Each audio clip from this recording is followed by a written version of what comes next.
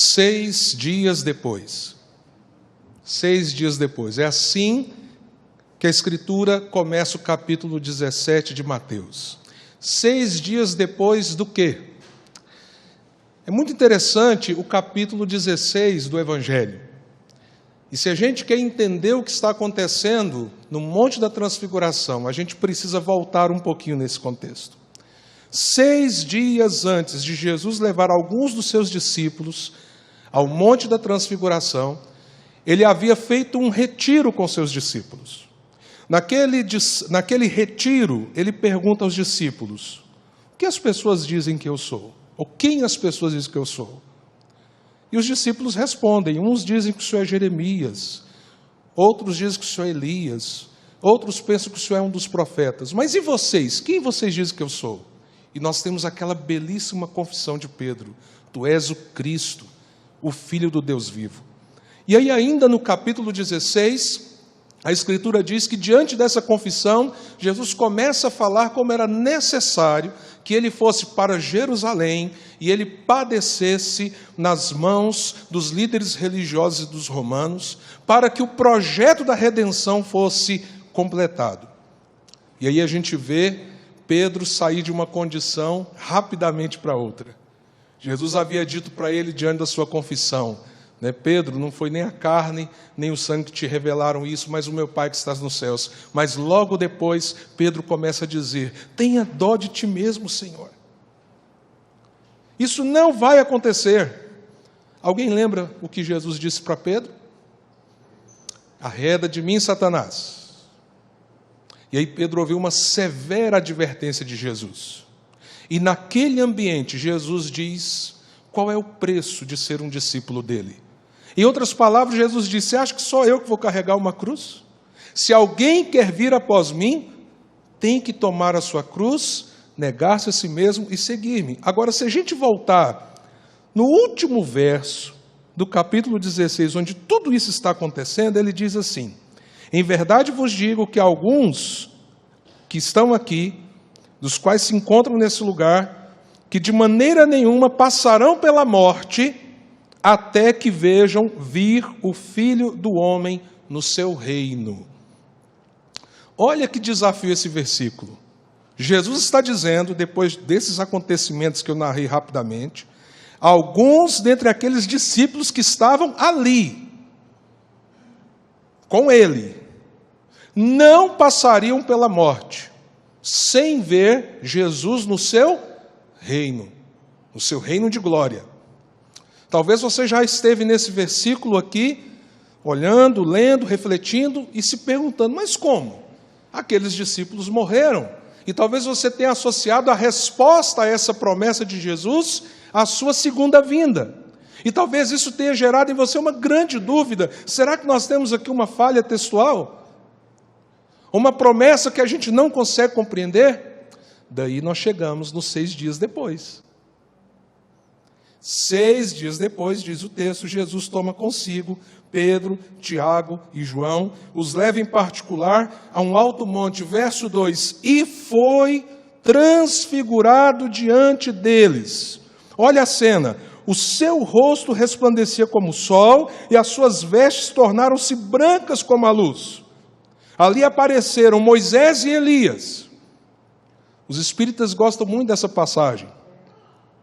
E geralmente eles confrontam os cristãos, e em especial os evangélicos, dizendo: olha aqui, nós temos uma sessão espírita. Não é Moisés e Elias ali presente no monte.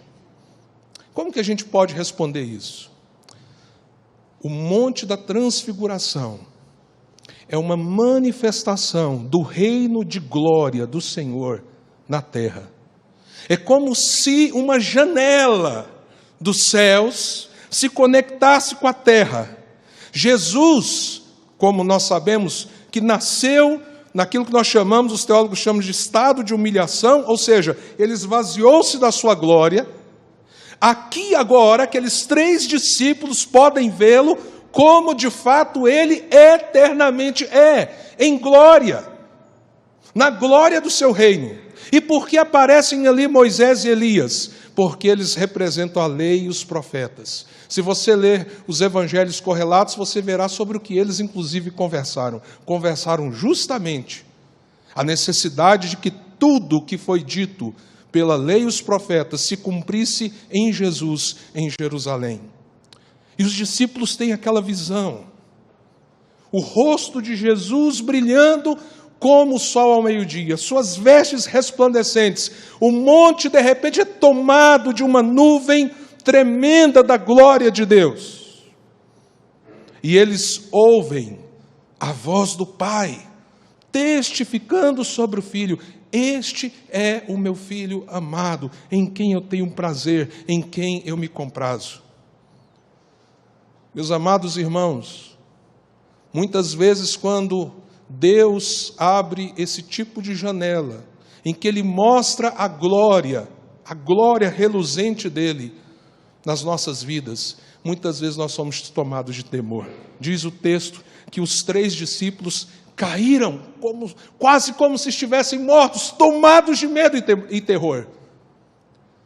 Mas de repente o Senhor Jesus estende a mão, toca neles e diz uma das frases que mais se repetem na Bíblia. Você sabia disso? Não temas, não tenha temor. E quando eles levantam os olhos, Jesus já não estava revestido daquela glória do reino. Aquele momento de vislumbre do reino glorioso de Deus havia passado. E aí Jesus, então, diz a eles que eles não deveriam contar até aquele momento, aquele acontecimento a ninguém. Quando nós somos impactados por um vislumbre desse reino glorioso de Deus aqui na terra, o que acontece conosco?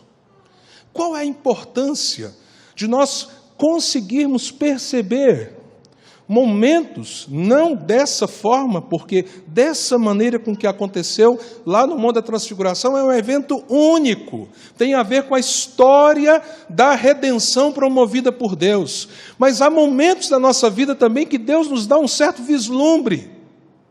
Eu diria até que nós deveríamos orar muitas vezes: Senhor, as situações têm me oprimido, as situações são tão difíceis, me dá uma visão da glória do Senhor, uma percepção da glória do Senhor, para que o meu coração se renove na Tua presença. Mas qual é o impacto quando nós passamos por momentos onde a glória do reino se revela diante de nós? É interessante que eu fiz essa pergunta sobre esses 3 personagens, sobre esses 3 discípulos, e eu queria que a gente pensasse um pouquinho nisso, de maneira bem objetiva. No caso de Tiago, nós temos um grande desafio. Qual o impacto houve sobre a vida de Tiago quando ele, então, vivendo para o Senhor como discípulo, vivendo os seus desafios na vida cristã, que impacto foi que ficou desse momento ali no Monte da Transfiguração? Por que a gente tem tanta dificuldade de responder isso sobre Tiago? Porque Tiago, entre os apóstolos, foi o primeiro a ser martirizado. Isso está lá em Atos, capítulo 12, verso 1 e 2, diz assim: por aquele tempo mandou o rei Herodes prender alguns da igreja para os maltratar, fazendo passar ao fio da espada a Tiago, irmão de João. Nós não temos algum livro escrito por Tiago. O Tiago que escreveu a epístola é o Tiago, irmão do Senhor Jesus, não o Tiago apóstolo. O Tiago apóstolo é o primeiro entre os discípulos do Senhor, aqueles que se tornaram os apóstolos da igreja, a morrer por causa do evangelho. Já havia morrido um líder da igreja. Alguém lembra quem? Que foi o primeiro mártir da fé? Estevão. Um parêntese bem pequeno. Quando Estevão estava para morrer, que visão ele teve? Os céus se abriram. E o que ele viu? Jesus assentado à destra do Pai. Que coisa interessante, não é? Um vislumbre da glória naquele momento de tanta dor e sofrimento e de tanta injustiça. É bem provável, inclusive, que Tiago, quando estava ali preso, aguardando o cumprimento da sentença, ele se lembrasse da visão que Estevão, o primeiro mártir, teve. E é bem plausível crermos que se havia uma coisa que consolava o coração de Tiago ali naquela prisão, sabendo que ele seria morto ao fio da espada, era lembrar quem é o Senhor Jesus. Porque, meus amados irmãos, talvez algo que enfraquece a fé da igreja é o fato de que a gente tem uma visão muito clara do Jesus que se humilhou, do Jesus servo, e temos que ter essa visão. Mas às vezes a igreja perde a perspectiva do Jesus glorioso, que está acima das circunstâncias, que reina, que está sentado agora, nesse exato momento, no trono, reinando sobre a sua igreja. E eu creio, mas eu só posso supor que entre as principais memórias que Tiago teve, e que poderiam fortalecê-lo diante do martírio iminente que de fato aconteceu, era aquela visão da glória de Deus naquele Monte Santo, que lhe trazia com certeza o conforto dele saber para onde ele estava indo, nos braços de quem ele seria entregue. Eu li alguns anos atrás, reverendo Cô, uma reportagem feita por um intensivista, psiquiatra, que trabalhou anos e anos em UTIs. Essa reportagem saiu na revista Veja, naquelas páginas amarelas. E o que me chamou a atenção quando eu li aquela reportagem é que aquele intensivista disse: eu nunca vi alguém dentro de uma UTI lamentar porque não comprou um carro do ano, porque não conseguiu trocar o apartamento, porque não tem um título a mais do que os títulos que talvez já possuísse. E aí ele explica que sempre viu nas UTIs o lamento por aquilo que não se construiu nos relacionamentos, ou às vezes aquelas perspectivas dos momentos que valeram a pena de fato, independente da pessoa de sair dali ou vir a falecer. Outro relato que me chamou muita atenção anos atrás foi o relato sobre o soldado, na verdade um sargento americano, que cuidou do Saddam Hussein, aquele líder terrível, sanguinário do Iraque, que foi preso pelas tropas americanas. Esse sargento cuidou de Saddam Hussein nos meses que antecederam ele ser enforcado por causa da pena de morte que ele sofreu. E o repórter então pergunta para aquele sargento: mas o que o Saddam Hussein falava enquanto você cuidava dele? E é interessante, um homem que teve tanto poder, que de certa forma se via como um imperador do Oriente, daquela região, ele compartilhava as suas principais memórias afetivas. Como foi a sua criação na sua cidade, os momentos mais marcantes com seus pais. Ele voltava lá à sua infância. Ele não compartilhava as grandes conquistas, ele não compartilhava o poder que ele tinha. Eu creio que a gente pode supor que Tiago, mesmo não tendo esse registro, foi marcado por aquela experiência no mundo da transfiguração, porque quando nós temos um vislumbre da glória, nós temos a perspectiva, a possibilidade de sempre estar lembrando quem é o Rei a quem nós servimos, qual é a glória que Ele tem, para onde estamos indo. Mas nós temos, é interessante, alguns registros sobre Pedro e João. E eu queria citar aqui, por exemplo, segunda epístola de Pedro, capítulo 1. Lembrando que aqui nesse capítulo, Pedro já havia dito com toda clareza: eu estou para sair desse tabernáculo. O que ele está dizendo? O tabernáculo se refere ao corpo dele. Eu estou para ser oferecido a Deus. E de fato, a história diz que ele morreu crucificado e pediu para que fosse crucificado de cabeça para baixo, segundo os relatos históricos, por não ter a honra de morrer como seu mestre. E aqui ele tem consciência: eu estou perto de partir. E ele fala então das coisas mais importantes que ele entendia que as pessoas não poderiam esquecer. Se você olhar lá no verso 15, você verá isso. Mas da minha parte esforcei-me diligentemente por fazer que a todo tempo, mesmo depois da minha partida, conserveis lembrança de tudo. Aí ele fala sobre o quê? Porque não vos demos a conhecer o poder e a vinda de nosso Senhor Jesus Cristo, segundo fábulas engenhosamente inventadas, mas nós mesmos fomos testemunhas oculares da sua majestade. Ué, mas espera aí, quando Pedro foi testemunha ocular da majestade, da glória de Jesus? Aí ele continua: pois ele recebeu da parte de Deus Pai honra e glória, quando pela glória excelsa que lhe foi enviada a seguinte voz: este é o meu Filho amado, em quem me comprazo. Ora, esta voz, vinda do céu, nós a ouvimos quando estávamos com ele no Monte Santo. Irmãos, aqui já haviam passado décadas. E o apóstolo Pedro está dizendo: eu fui testemunha ocular da sua majestade, e eu estou a ponto de ser entregue à morte, mas eu não quero que vocês se esqueçam do poder e da vinda do nosso Senhor Jesus Cristo. E eu não estou falando fábula inventada por homens, eu estou falando daquilo que eu sou testemunha. Eu imagino quantas vezes Pedro voltou, através das suas memórias, aquela cena que ele viu no Monte da Transfiguração de Mateus 17, o que lhe dava esperança, o que lhe dava a perspectiva exata do futuro que lhe aguardava.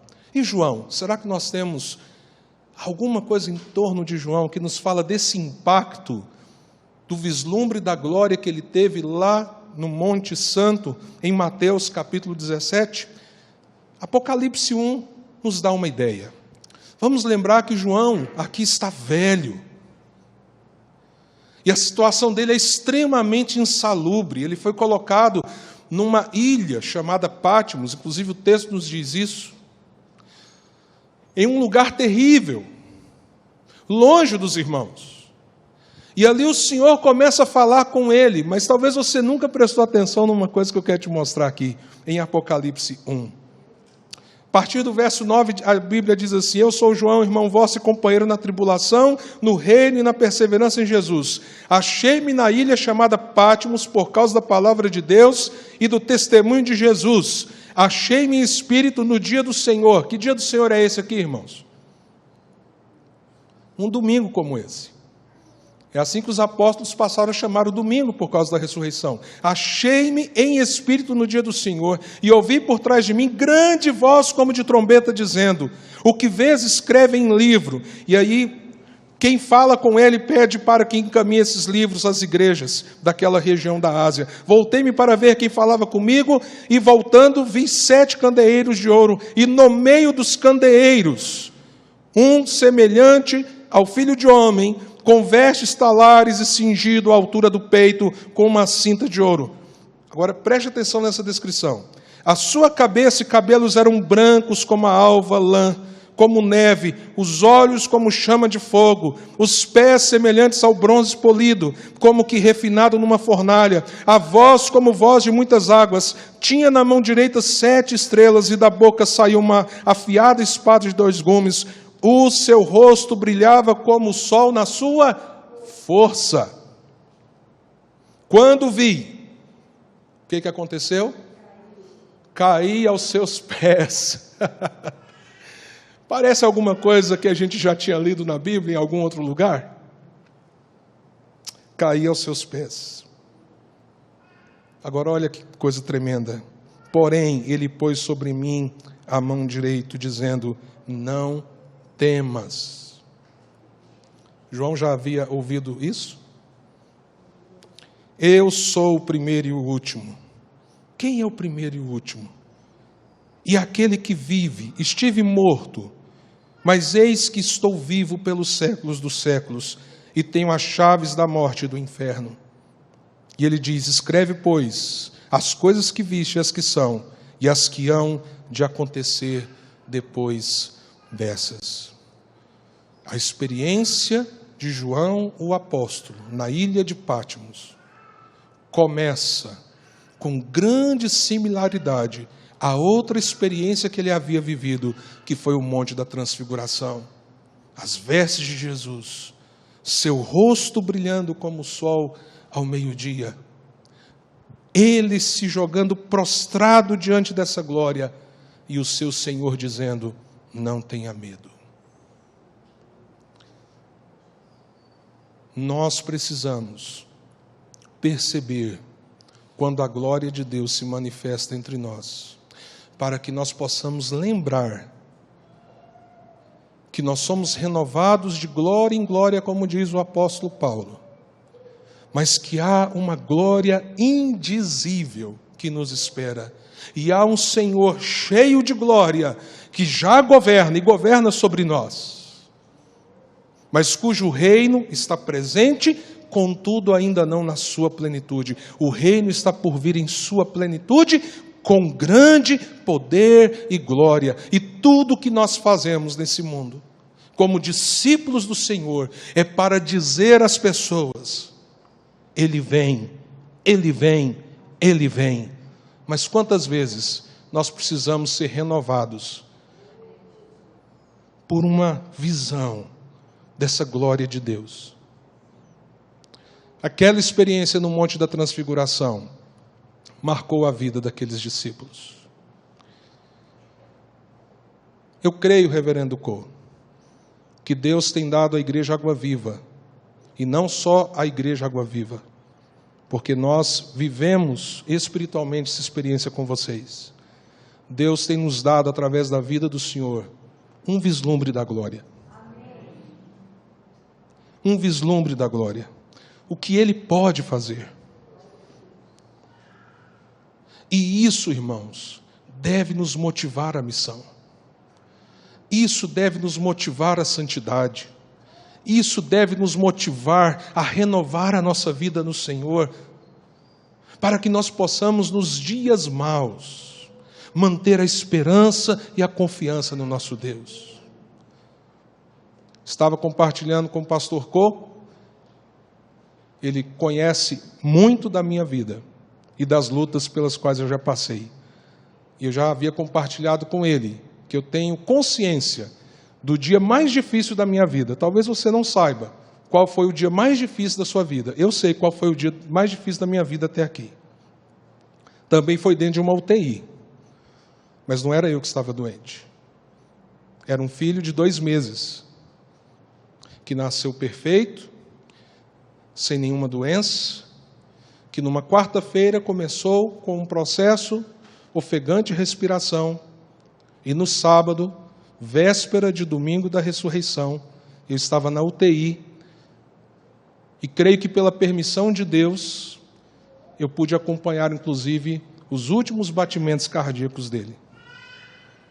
Eu confesso aos irmãos, aquele foi o momento mais difícil até hoje na minha vida. Durante o tempo que eu estava orando ali, uns 15 minutos que eu fiquei diante da cena, da equipe médica, tentando tirá-lo daquela situação, e vendo o monitor mostrando o nível de batimento, o nível de oxigenação. Durante aqueles 15 minutos, eu acho que eu orei uns 4, 5 minutos dizendo: Deus, cura meu filho, Deus, cura meu filho, Deus, cura meu filho, Senhor, cura meu filho. Depois de uns 5 minutos, me veio a seguinte consciência: não é isso que eu devo orar. Senhor, Ele é Teu. Senhor, Ele é Teu. Senhor, cumpre o propósito do Senhor na vida dele, porque Ele é Teu. E aprove a Deus levá-lo. Pedi àquelas pessoas que estavam lá na UTI se eu podia entrar, porque havia uma porta de vidro que me separava da equipe médica que estava na parte interna. Dei um beijo na testa do meu filho e disse: meu filho, vai na frente. Seu pai vai chegar lá. E domingo de manhã, tão afetado por tudo aquilo, com tanta dor, eu fiz uma oração para Deus. Senhor, me dá uma visão da glória do Senhor, porque eu não entendo porque o Senhor permitiu isso. Quem sabe um dia eu conte esse testemunho com bastante tempo. Mas eu quero só dizer para você como Deus tem mostrado a glória dele. A médica que estava ali naquela noite se converteu. O marido daquela médica se converteu. Ele é um dos homens que hoje eu discipulo. Os filhos foram consagrados ao Senhor através do batismo. Eu tive a bênção de batizar toda essa família. Aquela médica já levou a sua mãe a Cristo. Está pregando o Evangelho para toda a sua família. Aquele médico, cuja família sempre foi espiritualista, tem testemunhado de Jesus de um modo que muitos crentes que estão na minha igreja há muitos anos nunca foram capazes de fazer. Vislumbre da glória de Deus. O Timóteo, que teve 2 meses, tem sido instrumento de Cristo para levar o Evangelho para tanta gente, que às vezes nós que já estamos vivendo para Jesus há tantos anos, não tivemos ainda esse privilégio. Olhe nessa manhã para o Senhor cheio de glória. Concluo dizendo, na visão de João, aquele que tinha aparência de homem, mas estava todo revestido de glória, ele andava entre os candeeiros. Se você ler Apocalipse, você verá que os candeeiros eram as igrejas. Talvez a gente não consiga, com o nosso olho carnal, ver o Jesus da glória. Mas eu te faço uma pergunta. Ele está aqui no nosso meio nessa manhã ou não? Está, não está? Então, fale para o Senhor. Senhor, não deixe que eu perca essa perspectiva, essa visão de que o Senhor reina, que o Senhor governa. E de vez em quando, Deus vai fazer esses milagres, né, reverendo? Para que a gente nunca esqueça que Ele é o Senhor. Toda a glória seja dada ao nosso Deus. Recebam o amor da Igreja Luz, que tem um afeto muito grande por essa igreja. Nós somos mais do que igrejas irmãs. E trago então uma palavra, não só no meu nome, de toda a comunidade, em especial do Conselho da Igreja Luz. Que Deus os abençoe.